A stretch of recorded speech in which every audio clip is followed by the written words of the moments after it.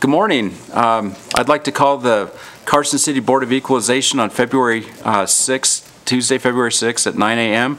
at the Community Center to order. Welcome, everybody. I'd like to go to agenda item A, call to order and determination of quorum. Chairperson Block. Here. Here. Here. Here. Great, thank you so much for that. At this time, I'd like to go to public comment.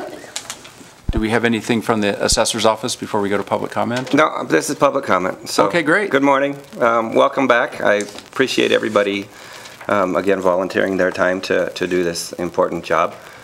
We really appreciate the time that you are taking with us. There will be one agenda item change right now. We are pulling item number I.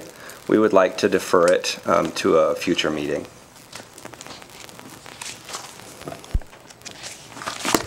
Okay, perfect.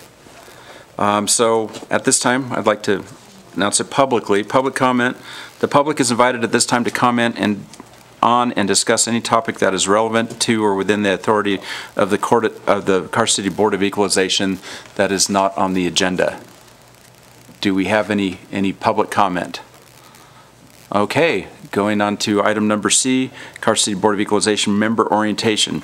Assessor Dave Dolly and Chief Deputy Adriana Frolick. Did I get right? Adriana Frolick. Frolick. Again. Frolic is more fun though. There you go. There you go. And again, welcome back. We truly appreciate it. There really have been no law changes as far as the Board of Equalization is concerned, so we don't have to worry about anything like that. Nothing has really changed. The appellant gets the first right to speak, and then we go up and present our case, and then they have rebuttal, and then the decision is made. It's kind of like court. So I believe Mrs. Frelick is going to go into open meeting law just a little bit, just kind of to refresh everybody on what needs to be done.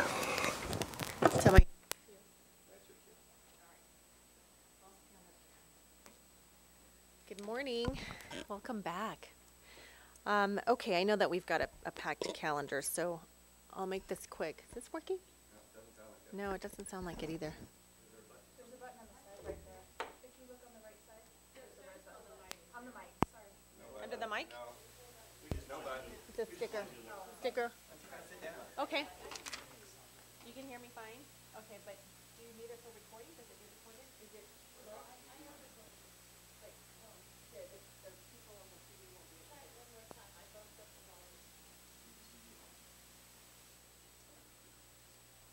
Okay, no, it doesn't. Yeah, I'll do it from there.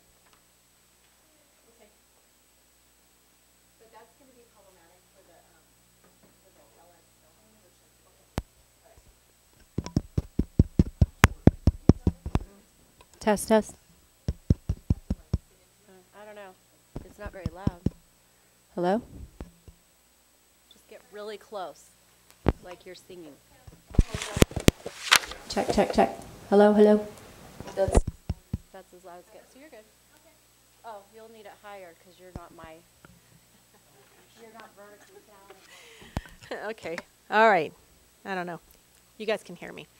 Okay. So first of all, just wanted to remind everybody that you guys are a public body, as you know, and not only are you a public body, but you're also you're in a quasi-judicial capacity, which means that you're like judges. So you have to be extra careful not to talk about cases that are coming before you with people, just like judges don't talk about cases, that they have coming before them. And unlike most other boards and commissions in the city, which are mainly they are recommending or bodies, you guys actually are quasi-judicial again, like I said. So you're not just advisory, and so you make decisions for people that they can appeal basically all the way to the Supreme Court. So you have to be extra conscientious about your decisions that you make here. You have to make sure that people have notice, which our clerk and the assessor do a really good job of noticing people about their rights, the process before you guys here today with their appeal, and also, to make sure that their due process rights are covered and that they have an opportunity to be heard about their grievance that they might have. You're a quasi-judicial body, you're a public body, but what does that mean? That means that whenever there's a quorum of you present, you have to be careful not to deliberate and come to a decision unless you're in an open, an agendized meeting like this morning. Also, there's a lot of rules with open meeting law. Everything has to be agendized. The agenda has to be posted, but most of that information and those procedural steps are done by the assessor's office, and so you don't have to worry about the administrative part of that. But just remember with the open meeting law that everything that you do has to be in open. And also you have to be careful with emails as well, because you could have a quorum in what they call a serial communication. If, say, one of you sends an email to another one on a case that's going to be heard before you, and that person sends it to another person and says, hey, I talked to, this other member, and this is what they're thinking. So now you've got a quorum because you've got 3 people talking about something that you have within your power, within your jurisdiction. So that would be considered a violation of the open meeting law, because anything that you do with regard to any case or any powers or duties under you as a member of the Board of Equalization has to be done again in an open meeting, in an agendized meeting. Let's see, what else? Also, because you're not just an advisory body, advisory bodies aren't subject to the ethics and government law, even though we strive and we follow all of the ethics laws in Nevada with all our boards and commissions and committees in the city. You are actually subject to the ethics and government law because, again, you're a quasi-judicial body. All of your decisions can be appealed all the way to the Supreme Court.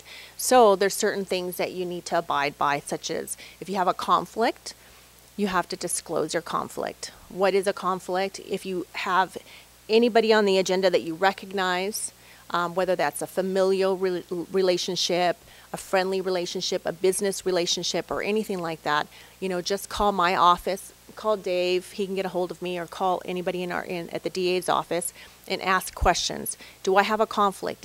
And explain the relationship. This is my relationship. Do you think I have a conflict? If you do have a conflict, you might have to recuse yourself, and that means that you don't vote on that matter. Or if you don't have a conflict that's a disqualifying conflict, you may just need to disclose what that relationship is. And so what's important is that because it's called the open or the ethics and government law, the public is concerned with your fairness, your impartiality. So you have to let the public know what your relationship is, and then the public can decide whether or not they think you have a conflict of interest. So just those things to keep in mind about the ethics and government law: conflicts, disclosure, abstention. There's also, this is just kind of like a quick and dirty ethics and government law, open meeting law primer. You guys are not new. You've heard this before, I'm sure. But just some of those things to think about. There's also using your official position to benefit. You can't use your official position to benefit yourself or to benefit anybody that you have a relationship with. So those are just some of the things to keep in mind. And call the DA's office if you have any questions. Or call, and if you have any questions right now, I'm happy to answer any questions that you might have.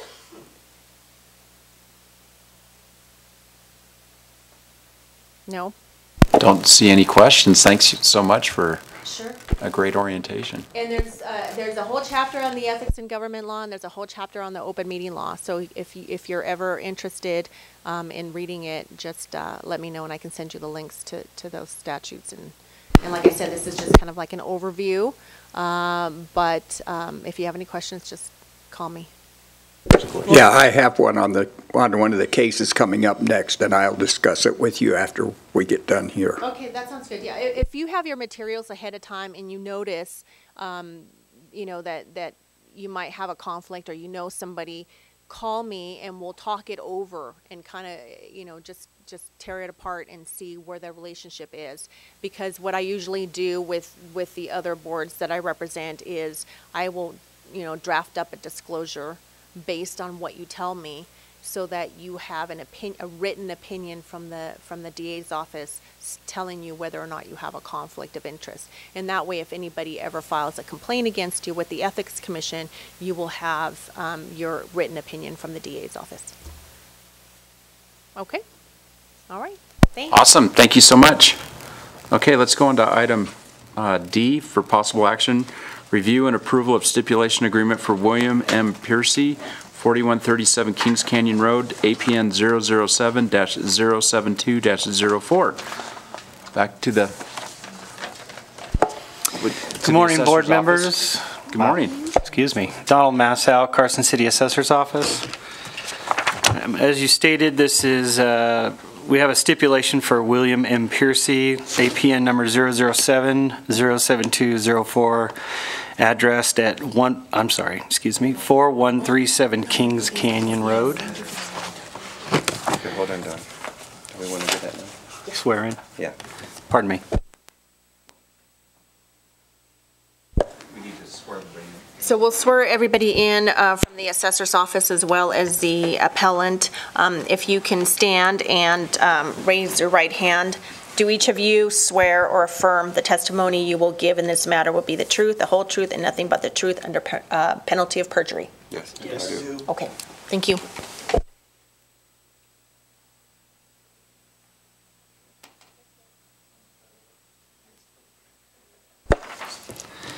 Okay, good morning, board members. Donald Massow, Carson City Assessor's Office. This is agenda item D, William M. Piercy, APN 007-072-04, addressed at 4137 Kings Canyon Road. We do have a value change stipulation agreed by both the appellant and the assessor's office. But a brief synopsis of the situation that surrounded this agenda item. We were contacted by the appellant. The appellant had purchased this property in an auction, and he discussed that his property was in disrepair, and he assumed that our taxable value was higher than its possible market value. So upon discussion with the appellant, we scheduled a physical inspection of the property to determine what its actual physical state of disrepair was, and any other obsolescence we may need to add to it. Before the inspection, there was an appraisal done on the property based on the discussions that it had with Mr. Piercy, and just to verify that the land value was correct, and that based on the condition of the current condition of the property, that maybe we had overvalued the property. So during the inspection, I met with Mr. Piercy.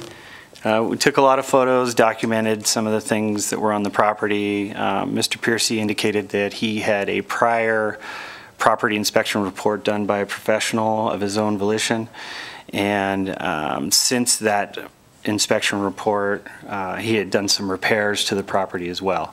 Mr. Piercy did give me a copy of the inspection report, and we used that in conjunction with the site inspection for review to basically determine if and any obsolescence we would add to the property. So when we were on the site, we utilize a Marshall & Swift demo/construction sheet, and we basically take a look at what Marshall & Swift indicates based on percentages of completion or disrepair, and we tallied those numbers up and came up with a rounded number that we rounded up for the benefit of the appellant. And we also noticed that there's some mold damage at the property. We did some quick estimates from mold abatement personnel and service companies, and of course we padded that a little bit for the benefit of the appellant as well, based on our visual inspection of what mold was actually present.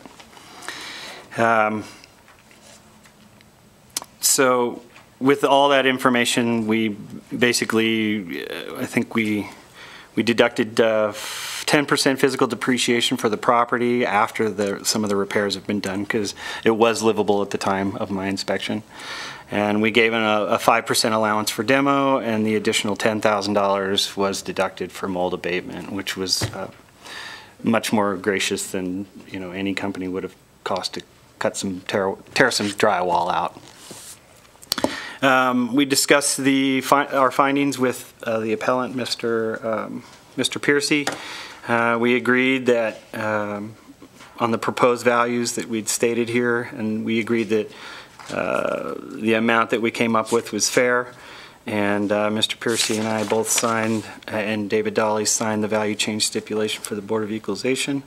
Unfortunately, based on the age of Mr. Piercy's property, the current cap is lower than the actual proposed value change that we requested, and it's not going to change his tax base at all, but Mr. Piercy felt it necessary as well to document it, and so this is where we are. Okay, great. Thank you for that, Mr. Piercy. Would you like to come up, state your name for the record, and tell us what's going on? I'm William Piercy, and everything David said is true, except for this wasn't an auction sale. This piece of property was listed by Coldwell Banker brokers, and many brokers brought clients and looked at this property. So it's a real arm's length type of a situation. It wasn't an auction at all. I paid $454,000 for this property back in June, and as David says, there's a lot of issues with the building, and we fixed some of them. I'm not residing there. It's from one of my sons who got out of Reno, and now he's here. I didn't get the signed stipulation until just right today, so I'm here because I wasn't sure what's going to happen. Anyways, I was hoping for a lesser value because based on the type of a sale, which wasn't an auction. It's a regular straight sale. It's like an as-is kind of a sale on this house. I don't know what the board could do with that, because I did agree back with, I don't know what the date was on the stip, but what is it? I don't know. A couple weeks ago or a month ago. I don't know. Anyways, I was hoping for a further reduction based on the price. Oh, I'm sorry. Okay, is that better? Anyways, so I don't know if there could be a continuance of this or not. Was that signed on the 10th? Is what it looks Correct. like? Yes, on the 10th. Okay, and so what you're asking for is the stipulation agreement that you signed, that you'd want a further reduction below what you guys agreed to on January 10th, correct? Yes. Okay, so if we want to do that, we would have to remove it from this agenda and have it at a future date, or because the stipulation agreement's already been signed, we need to decide on what has been done today. Well, in the settlement agreement is not effective until your approval. Okay, so if we decide not to approve this stipulation agreement, we could push it off till the next meeting. Is there enough time, or are our deadline's already been passed? We can push it off to the 20th. Okay. So the Board of Equalization, do you guys have any questions for either the appellant or the assessor's office on this item right now? Jill? Mr. Chair.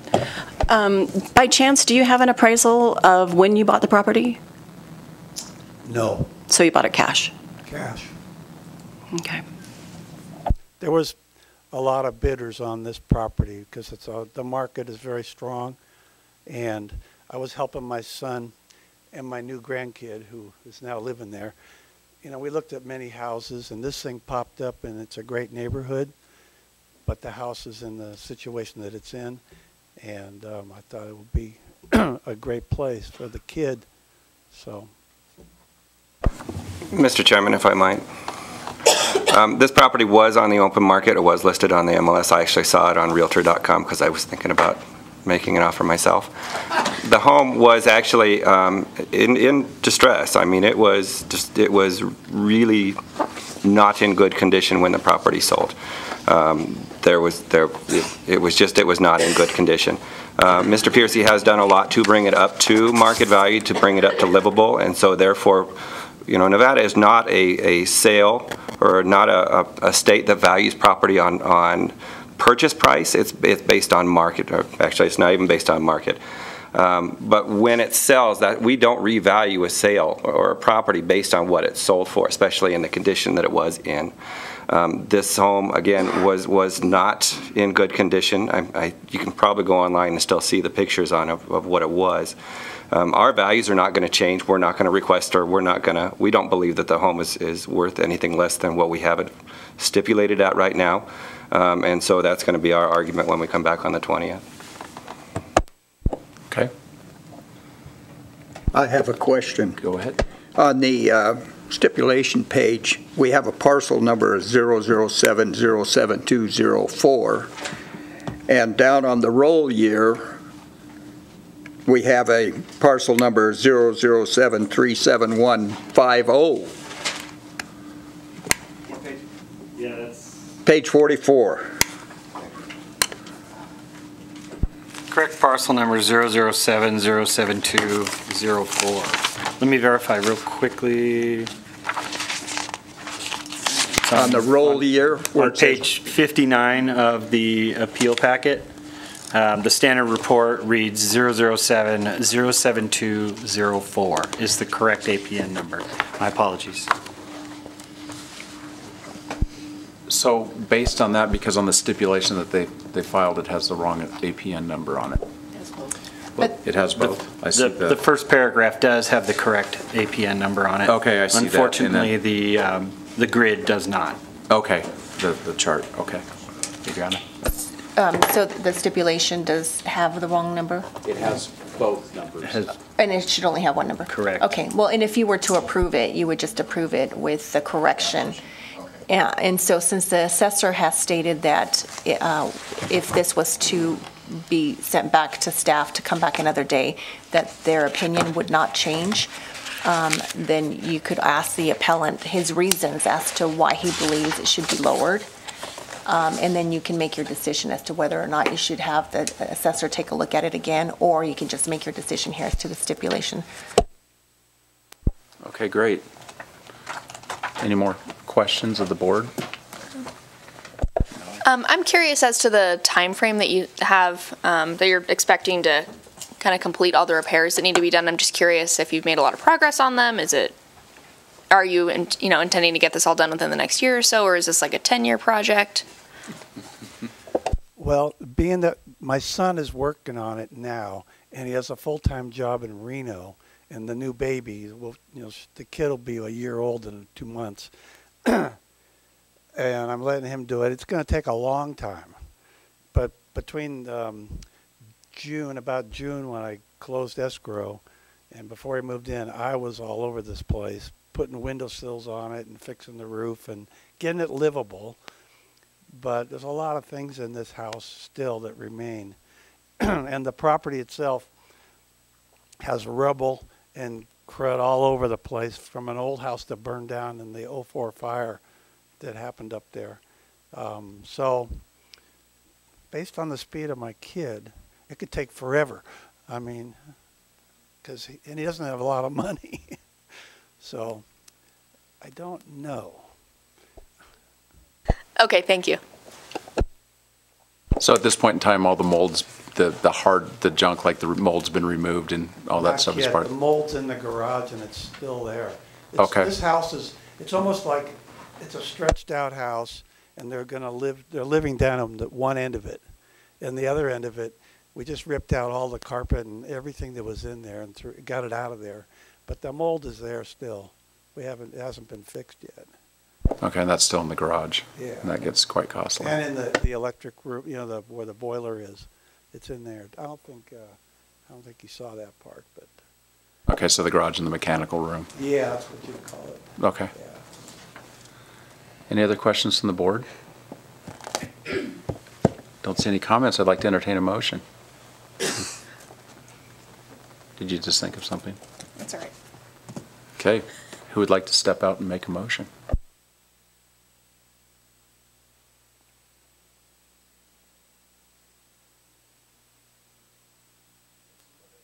Whatever motion you want to make, whether you think that the stipulation agreement that they agreed to, we should uphold, or would you'd rather give the appellant more time to come up with his case of why what the value is that they stipulated should be lower than the stipulation agreement? I personally would like to see us move this to the next meeting because I would like to look at comps in light of the fact that he's asking for a lower value. I don't know what the comps are for this particular property, so I feel like that's something that I would like to look at. Okay, so the assessors already said that they're going to stay where they are now on what's stipulated. So Mallory would like to go next week, and being that I don't work for the assessor, I don't see any problem with that.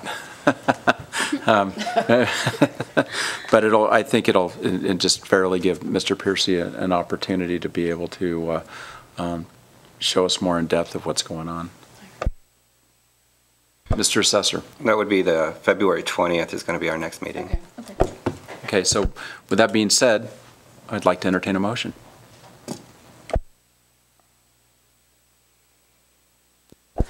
I move to move item D to the next meeting on February 20th. I second that. We have a motion and we have a second. And do we have any discussion? Okay, all those in favor signify by saying aye. Aye. Any opposed? Seeing none, motion carries. Mr. Piercy, we'll see you at the next meeting on the 23rd, you said, Dave? 20th. Thank you. You bet. Have a good day. Thank you for coming. Now on to item E for possible action, review and approval of stipulation agreement for Riza, Robert J. and Kathleen M., 3451 Coombs Canyon Road, APN 007-091-91. Back to the assessor. Good morning again. Donald Massow, Carson City Assessor's Office. Agenda item E. APN number is 007-091-91, addressed at 3451 Coombs Canyon Road. Excuse me. We also have a signed stipulation between the appellant and the assessor's office on this agenda item. And as a quick background, as usual, contacted by the appellant regarding the taxable value in their estimation being higher than market value. Just so you know, this was new construction for 17-18 in the 18-19 fiscal year. So prior to the close of roll, we requested a final inspection of the parcel, and we were not given the opportunity to actually inspect the property's interior upgrades and quality of construction as at the final inspection. I did, however, throughout the construction of the building, I'd seen, the flooring, how it was done. The structure, the framing. They have triple pane windows from Germany. He's got a fully hydronic heating system and geothermal system throughout the house. So typically the house is built above standard when it comes to its so-called bones of the structure. And so therefore, with that information known and talking to the appellant a few times during the construction of the building, the roofing was the 100-year standing seam roof. It was my estimation that he had kept consistent with the quality of construction throughout the building, and that we gave it a quality rating that was consistent with the way he was constructing it at the time. So like I said, there was no final inspection allowed. I just had to estimate, and best estimation was that it was I believe it was a 5.0 at the time on the quality rating. So the roll was closed. We had estimated its value, and then of course we were contacted by the appellant. We requested a reinspection of the parcel, and it was then approved by the appellant, Mr. Rizza. Upon inspection, we found that, wasn't as is expected. He did not continue with the quality of construction throughout the remaining finishing of the house. There was no, other than the fenestration of the windows and the initial building of the property, the flooring, everything was very standard, kind of purchased right out of Home Depot kind of thing, or some of the warehouses, pre-made stuff, thin wall or thin counters. They were granite, but they're still very thin. No extra amenities that were put inside. No shelving. No additional crown moldings, anything like that. So we did realize that the quality of construction was a little lower than what we had found. We reduced the quality of construction. And during that inspection, we also found that he had some additional additional living area that he had added, a loft that wasn't in the plans, that had shown up afterward. I don't know when, obviously, but we then measured it, inspected it, verified that it was true living area, and then adjusted the standard report and the appraisal of the property to reflect the new square footage. And it apparently went from 2,873 to 3,158 square foot. So after adjusting the square footage and then adjusting the quality class to 4.0, we felt that it accurately reflected the quality and the actual building structure itself. We then reappraised the property and found that the market value, based on the quality of construction and the size of the property and all the amenities that were put in it, the costing side was a lot higher than most houses would be. And even in this strong market, we realized that the market value was lower than the taxable value. And so what we did is we adjusted the value with some obsolescence to bring it back to market value after our second appraisal. And then the appellant and the assessor's office and the appellant agreed to the proposed value of $931,967. Thank you. Okay, just a follow-up question, or Dave? If I could just clarify just one thing real quick. So what happened was the new construction was put on the roll after the Board of Equalization met last year. So because it was put on afterwards, you have the ability to change the 17-18 year. And so that's what we're asking for, is the 17-18 year as well as the 18-19. Okay, so basically what I'm interpreting from this is he put triple pane windows in and a great roof. And then the rest of the stuff he maybe realized his budget was a little bit less, and he went to the discount warehouses and got less expensive countertops and inside stuff, and it went from a grade 5 to a grade 4 as far as appraising went. So basically what it looked like from the outside was less than what it was on the inside. Okay. Questions for the assessor? Seeing that the appellant's not here, I'd like to entertain a motion. I have a question for the assessor. Sorry. Okay. So I noticed that on whatever page it is with the comps, you guys decided that it was worth about $940, but the current taxable value with that 26% obsolescence applied is only $931. So I'm just curious why you ended up going with that additional obsolescence. It's basically a rounding issue. We wanted to make sure that we weren't over what market value was, and market value being $940 based on the appraisal. We just made sure it was just a hair under. Okay, makes sense. Okay, do we have any other questions? Going once, twice? I'd like to entertain a motion.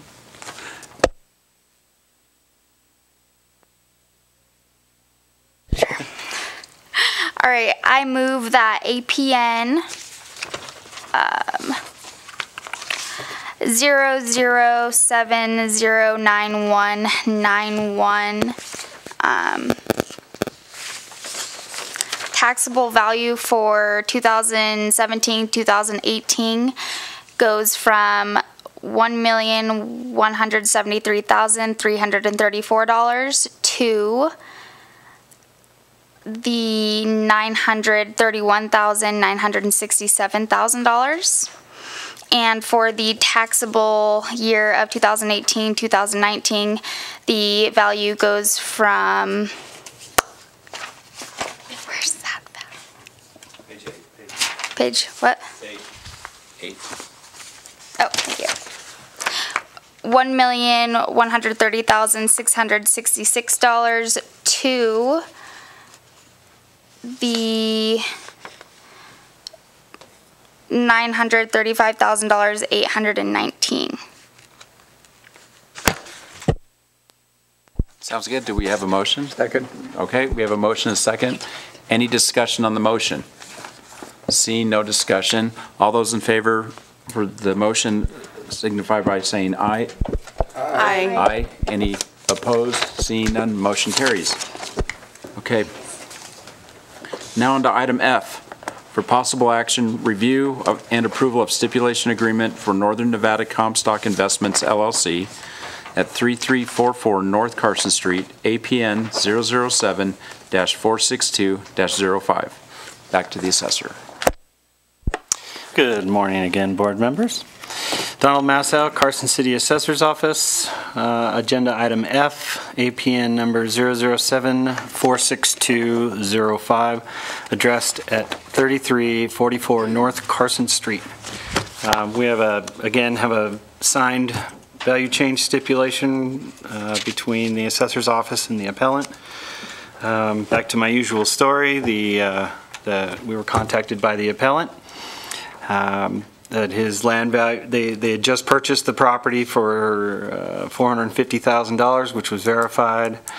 The agent for the property, Mr. Wasmuth, called and we had discussed terms of the purchase. We verified that the sale was an arm's length transaction. We considered some very minor limitations on the parcel that are, you can't. I guess its old use was a McDonald's, so you can't have a drive-through that has a certain density of within 10 miles. You can't compete with Taco Bell that's nearby, and some other small things like I think a Starbucks is included as well, being there's one in the same location. We looked at the market value for this property, and the land values are strong. We had no problem considering the market sales time. We did look at that, and being is that it was on the open market for specific purposes other than restaurants. I think it was over 3 years that it was marketed, over 4 years, and some very limited deed restrictions. We agreed with the appellant that we need to adjust the taxable value of this property based on the sale. I mean, it's available for 4 years and someone wants to pay $450,000 for it. That's what it's worth in the open market.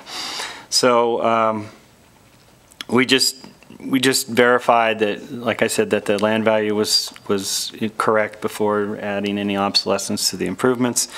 We came up with a number of temporary obsolescence of 50% that's applied, which brought the proposed value, the current value from $767,503 to $506,377. It was agreed by the appellant, and we have the signed stipulation in your package as well. Okay, great. Thank you for that. Any more comments from the assessor's office? Any questions for the assessor from the board? I have a question just out of curiosity. If there was a McDonald's there, when did the deed restriction happen? Was that after McDonald's closed and the property reverted back to whomever? That was a condition of the sale, and it's on document 473884. I believe it's in the package, and I'll find it for you. It was recorded on April. Yeah. So it's page 19. 16. I'm sorry. 16 is where it starts. Dave's right. And it was recorded April 11, 2017.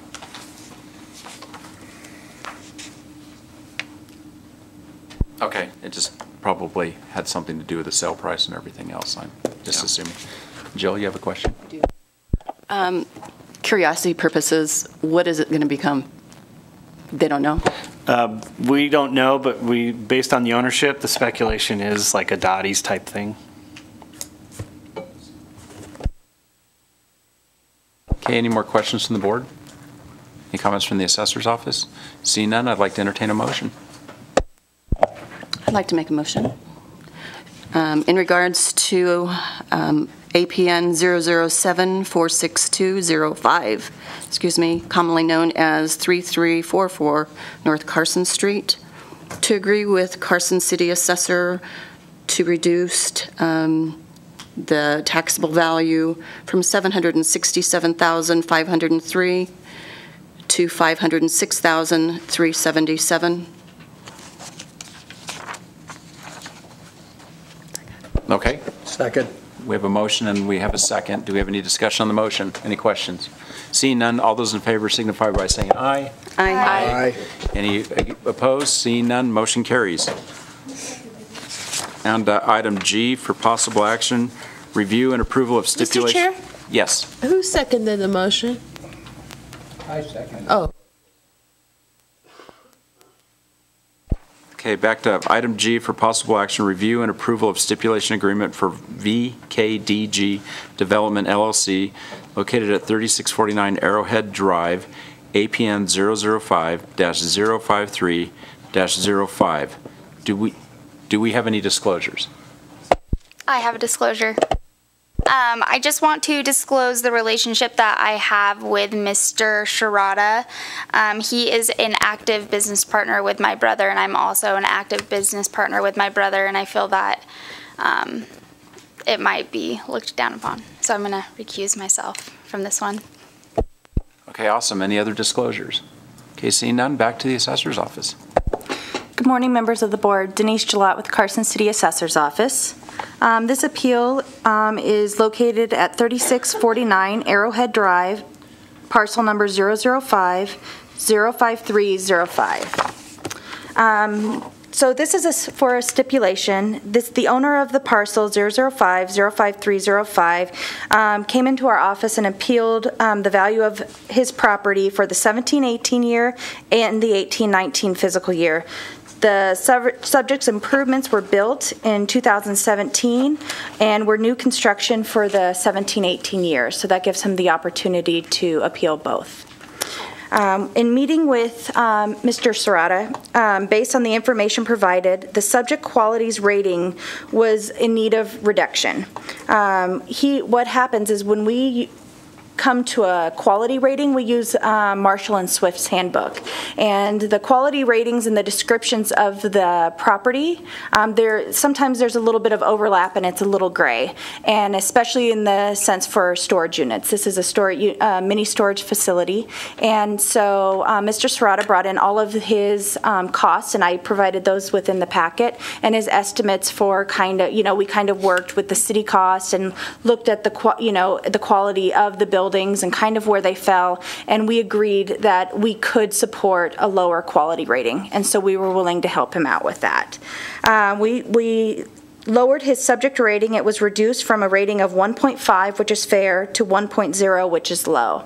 That's consistent with some other mini storage units we have throughout Carson City, and it fell in line with his costs, which, Marshall and Swift is a national, costing publication, so even though we are per statute required to use it, we have to kind of, when there's some gray area, we can utilize local costs to kind of help us with that decision. And as far as the square footage of the buildings, those were not typically, they were not technically off, but since we were making the change, we used exact numbers from the building plans. It was, instead of like a 52.2, we went ahead and rounded down to the 52, which is typical for this type of building. And so there was a slight change in square footage.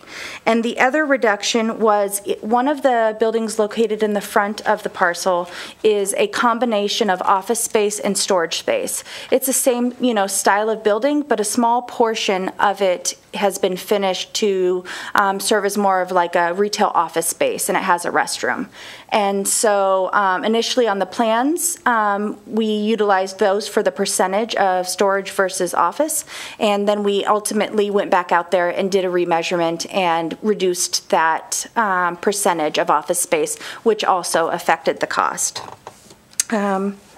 Mr. Serrata, he agreed to the stipulated value of $761,564. That's a taxable land value of $211,266 and an improvement value of $550,298 for the 17-18 year, and a stipulated value of $806,807 with a taxable land value of $253,520 and an improvement value of $553,287 for the 18-19 year. The assessor's office recommends the reduction of the value for the subject property.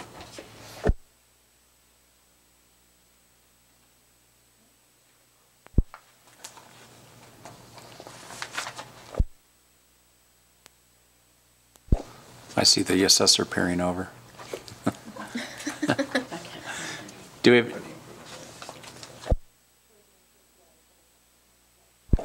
does anybody from the board have any questions for the assessor's office? Being that the appellant's not here, can't ask him any questions, so no questions, no comments from the assessor's office or the board. Okay, with that, I'd like to entertain a motion. I move to approve the value change stipulation for parcel number 005-05305, which reduces the taxable value to $761,564 for the 2017-2018 fiscal year, and to $806,807 for the 2018-2019 fiscal year. Second. Okay, we have a motion by Mallory and a second by Roy. Do we have any questions on the motion? Seeing none, all those in favor signify by saying aye. Aye. Aye. Any opposed? Seeing none, motion carries. And one abstention. And one abstention, yes.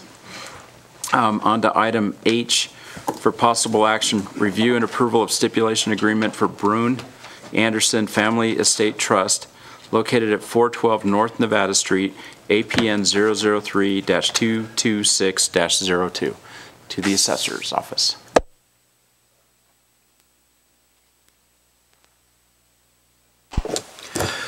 Good morning, board members. Jeremy Spoznik with the Assessor's Office. Regarding agenda item H, APN 3-22602, address is 412 North Nevada Street.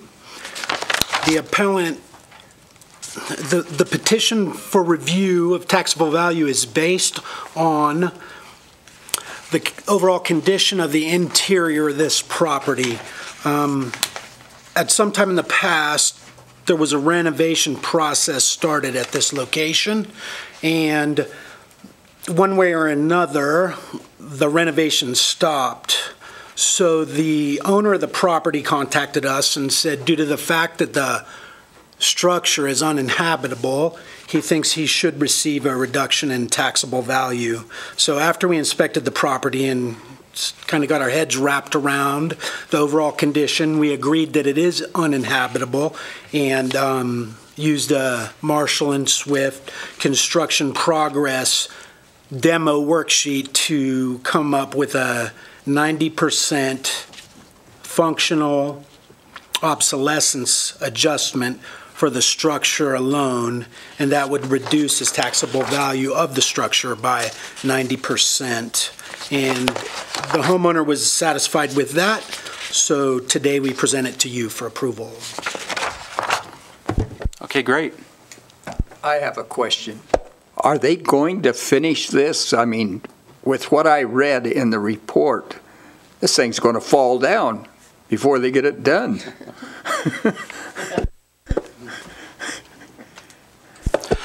I'm sure he'd like to finish it. Tearing it down is not really an option. So through some conversations over the phone with him, he said that the builder that he wants, the builder most familiar with restoring historical properties in town, has not been returning calls.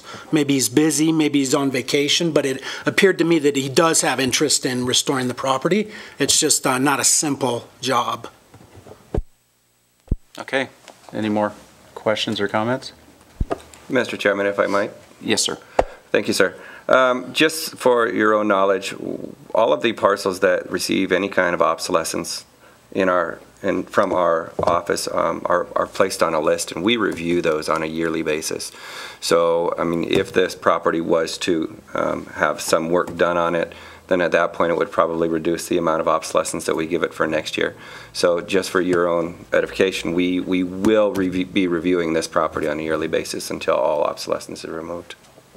Well, what concerned me was the footing, that has to be replaced. You're going to lift the house, build a new footing, and to make this place structurally safe. Well, sir, it's my understanding that historical homes like that, most of the foundations are like that because of how they were built in the 1800s. Oh, I understand. And so, I mean, they can.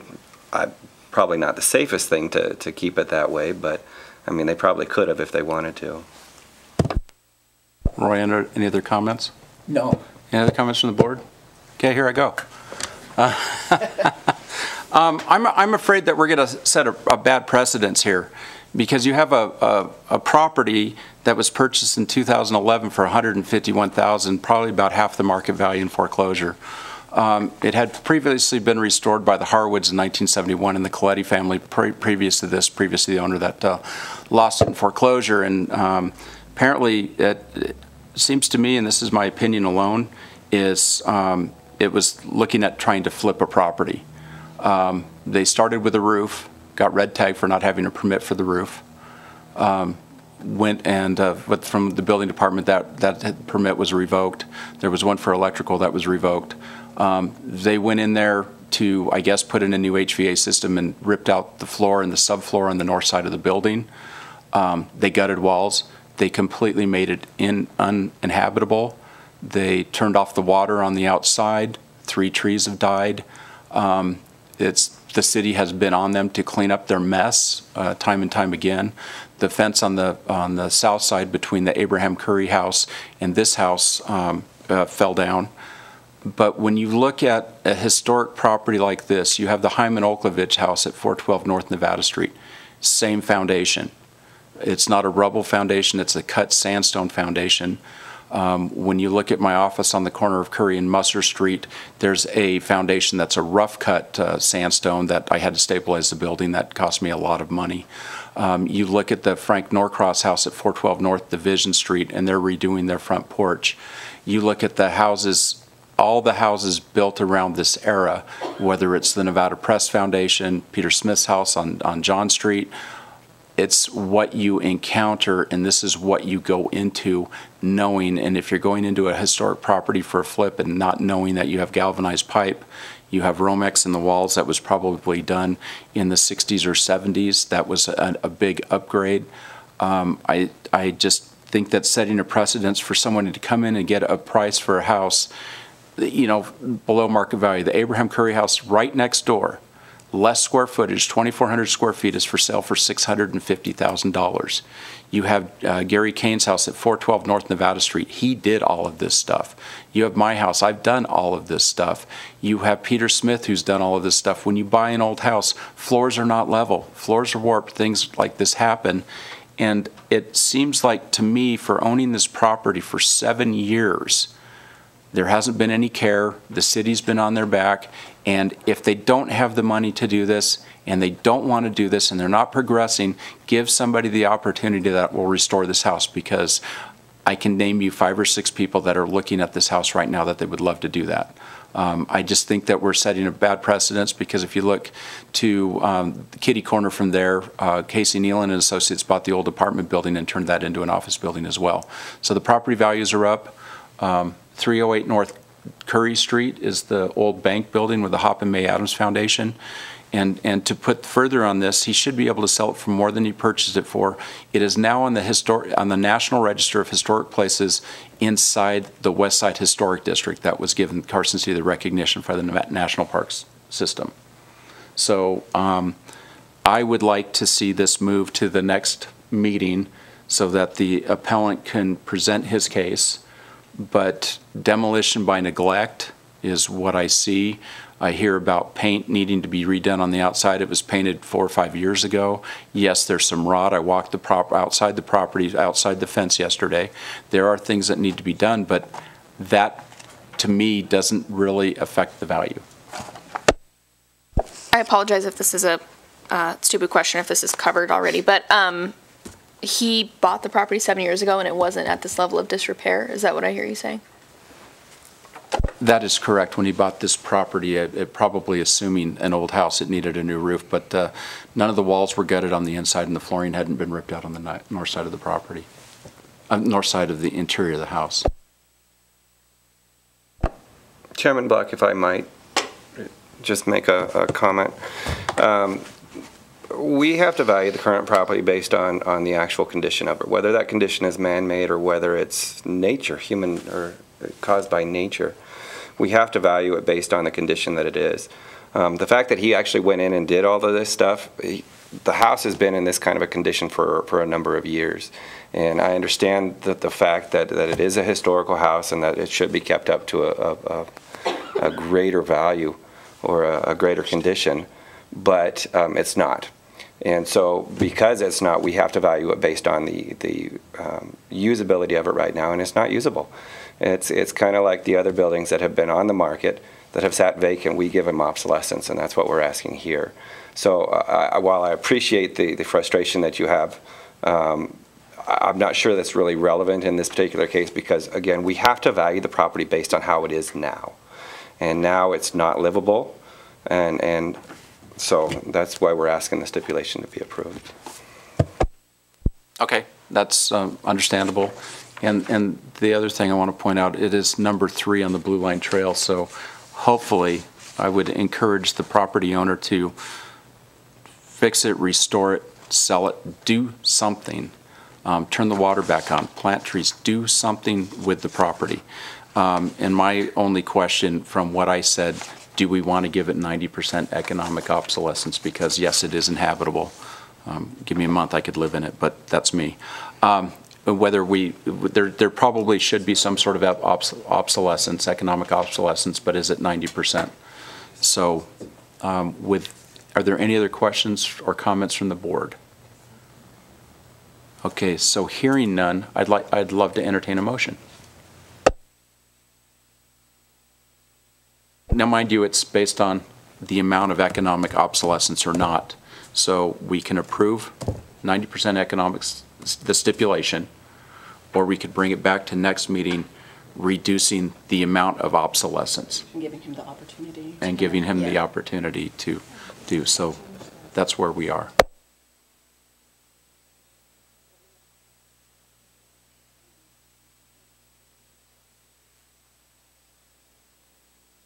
Okay. I'm sorry, I'm trying to get clarification. So Mrs. Freilich was saying that you can either approve the stipulation or you can change the stipulation to whatever value you deem to be appropriate. It doesn't have to come back. Well, the approval would have to be contingent on the other party agreeing to it. Because it is a stipulated agreement. Okay, so correct me if I'm wrong. So right now the stipulation agreed to by both parties, the assessor and the property owner, is at 90% economic obsolescence. If we have in our motion to decrease that economic obsolescence, we can pass that, and then it'll go back to the assessor's office and the appellant, and if they agree upon it, it would not need to go back to the next meeting, but if they disagree with that new stipulation based on the reduction of the economic obsolescence, it would come back to the next meeting. Is that correct? That's correct. In essence, a stipulated agreement is an agreement that's been reached by all parties. So in this case, if you change the stipulation, it's kind of like a counter offer to their agreement at 90, and then it would have to go back to the party for their agreement and come back.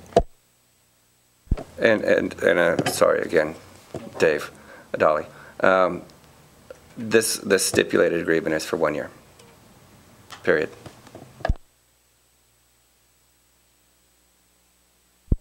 Excuse Dave? me, may I ask a question? Yes. Dave, Mr. Assessor, do you think he'll come in next week or whenever we decide we're going to have our next meeting on the 20th? Maybe by phone. I'm being told maybe by phone. Okay. Now, mind you, if we do not approve this stipulated agreement, the taxes that they'll be paying on the property right now currently, without the stipulated agreement, is $1,314 a year. With the stipulated agreement, it would go down to $1,008.38 for this next year. So, if that's part of your consideration. Mr. Block, I'm sorry. Property taxes are not directly related to this petition. We appraise on value, or the assessor's job is value. We don't look at taxes. It's always been customary for, the board has asked us in the past what it would do to their taxes, and so we've included that in it. But the decision that you base today should not be based on taxes. It should be based on value, because that's what they're appealing. Okay, perfect. We're not making a motion or a judgment based on what tax relief there is or is not. It's based on the assessed value and the economic obsolescence to base that value. I have something. I have a motion. Can I make a motion? Absolutely. I move to approve the value change stipulation for parcel number, sorry, is it right here?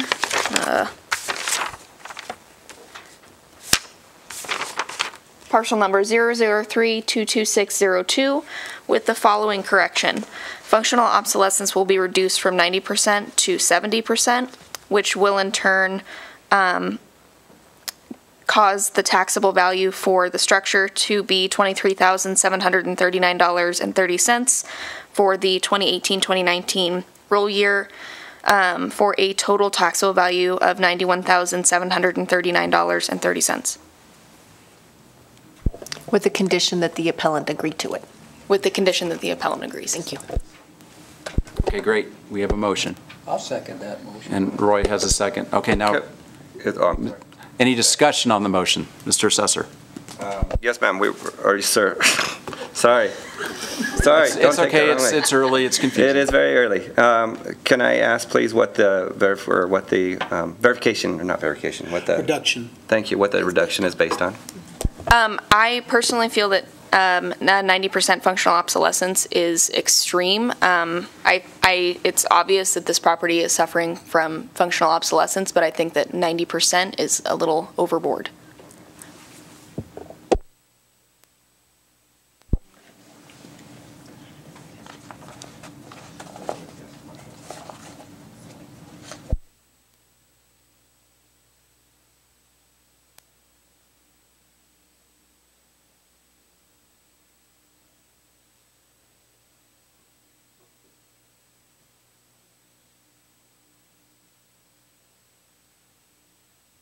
I'd like to clarify on my previous statement. I think that a 90% functional obsolescence is a little bit overboard because a lot of the value of this property comes from the fact that it's a historical property. It's on the blue line, and it looks acceptable from the exterior. So in that purpose, I feel like it does have that functional value. So even though it's not obviously functioning very well as a home, a lot of its value that it's deriving from being a historical property is there. Thank you for your clarification. We just want to make sure that we're not arbitrary, because staff takes all of that into consideration, and they use an actual worksheet to come up with that number, and so we just want to make sure we're not just arbitrarily pulling a number out. And so your clarification anytime you make any of these changes is better for appeal purposes. Thank you. Jeremy Spoznik, the assessor's office. So right now we've got a mixing of principles going on. You're considering the historical value of the structure to have an impact on the taxable value of the structure. And the way we look at the structure is the cost to replace the structure alone. So from a replacement cost, the historical nature of this property really should not have an impact on your opinion of the value of the property, because we're just talking about the structure alone, and that 90% adjustment is built upon looking at the structure as if only 10% of what's existing physically, meaning from the roof to the foundation, the roof, the studs, the rubble stone foundation, that's about 10% of the structure. And we don't even know if 100% of those components are usable. So if the foundation is not usable, then that 10% actually becomes 8% or maybe 6%. And if some of the studs that are existing are not in usable condition, then they get torn out. And so again, it'd go from 10% down a little bit lower. This 90% is based on the fact that there's a good chance there'll be a need for a new foundation, and from the foundation up, the rest of the components of the interior of the building will need to be replaced. So again, I just want you to maybe look at this 90% adjustment as if everything about the house has no value except for the roof, the walls, the exterior, and hopefully the foundation does have some value left in it. But the rest of it is of no value, and it may actually be detrimental to the cost to replace it because it would still need to be demoed, then replaced. So again, when you look at it, when you add value to this structure by historical principles, I think that might be mixing principles, because again, we're not valuing the structure by market value or market appeal. We're valuing the structure by the cost to replace the components. And thank you. May I say something? Absolutely. I believe that the whole west side has this issue. There's a lot of disrepair, and I don't know whether we're going to be putting ourselves in a position of everybody asking for a 90% reduction in their value. And is this an arm length transaction? No, right? Was it? Well, if it's a foreclosure, it's not. Right. We've always said that. Okay. So that's the other issue. We've never used lower values if it's a foreclosure because it's not an arm length transaction. So that's just my opinion. The way I see it is everybody in town can come to us and ask for a reduction in their taxable value. If there's no data to support that reduction, then they'll be told no. If 90% of the building is acceptable and it appears that maybe 10% of it is not, then we'll consider that.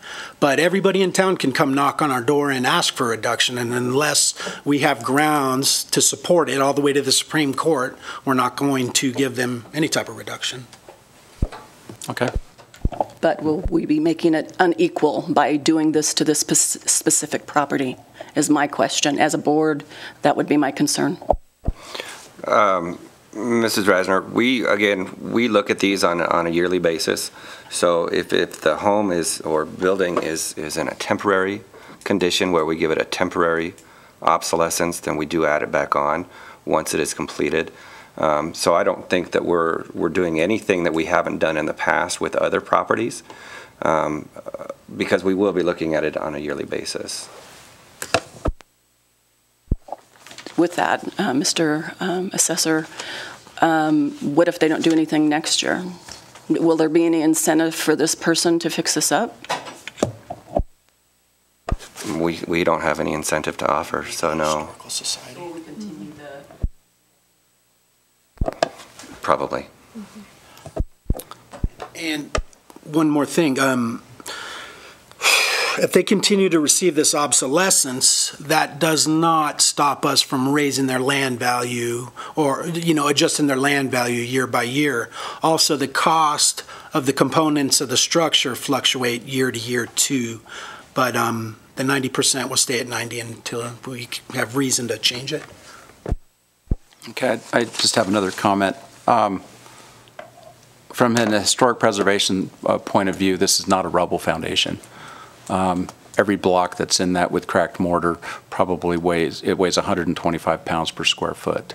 So the foundation isn't failing. If it's failing in probably the majority of the properties in the historic district that were built before the turn of the century.